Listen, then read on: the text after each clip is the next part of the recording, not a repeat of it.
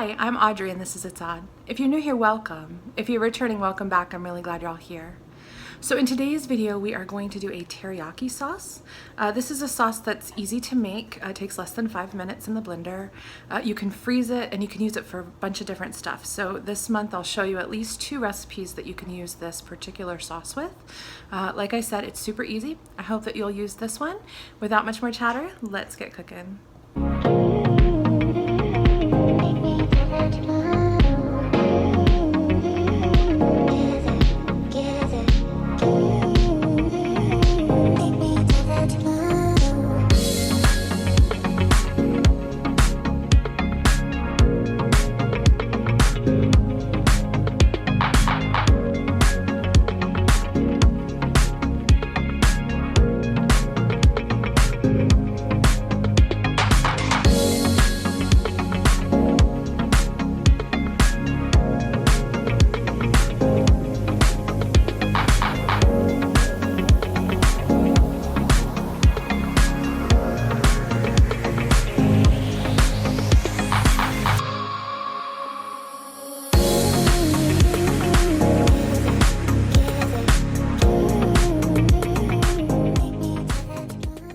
Okay, hi everyone, I am back. We won't do a taste test of this sauce. I just wanted to say this is the base that you would start with and what you can freeze at this point, and then you wouldn't thicken it until you are ready to use it. So what you want to do after to thicken it is you would boil it down to about half, and then you can add a little bit of arrowroot starch or tapioca starch to thicken it if you want it to be that sort of thicker sauce. I'll show you that in the videos where we actually use the sauce.